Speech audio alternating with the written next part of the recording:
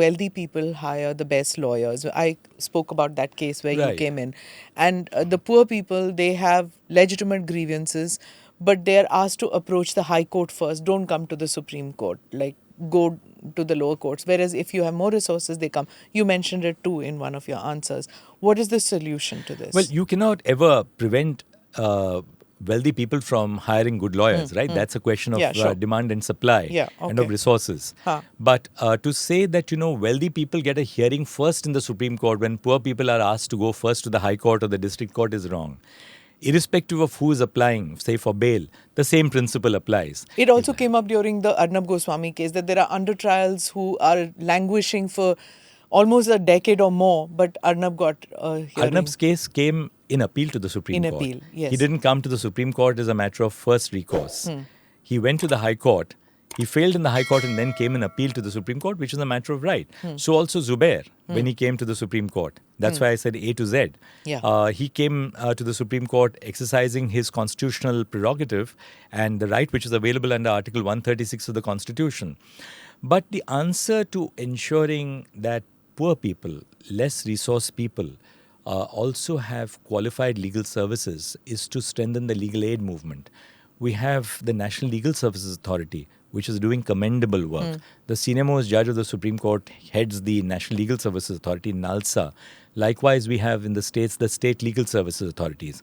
And we have the legal services movement, which has gone down to the districts.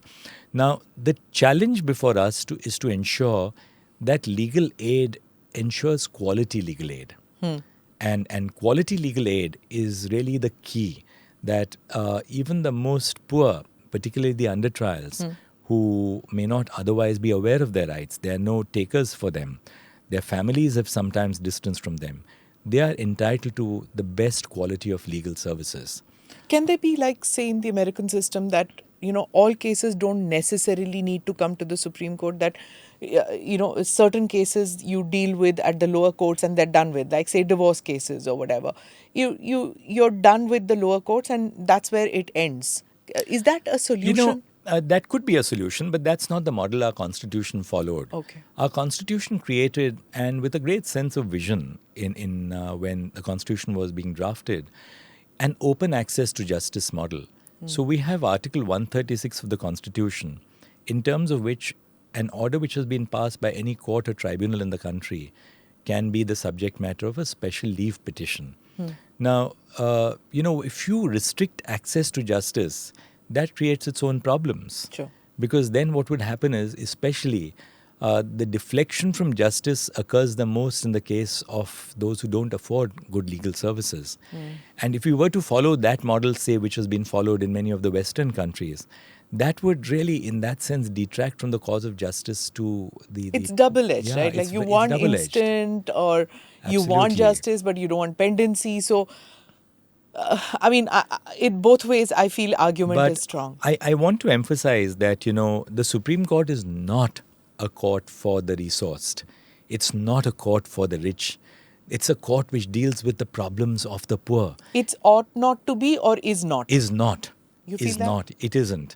Because it's someone who has worked in the Supreme Court as a judge, as a lawyer, who will tell you that. Because, you have benches after benches of the Supreme Court dealing with bail applications of the smallest persons. In the last 2 years that I was a judge of the Supreme Court, 21,000 bail applications were filed. These were bail applications of common citizens. We disposed of 21,358 bail applications. In your 2 years? In my 2 years. Much more than what was filed. And those are bail applications involving small, many of them very, very ordinary citizens who have, cases of cheating, cases under the NDPS Act, cases involving, assault. Click here to watch the full episode.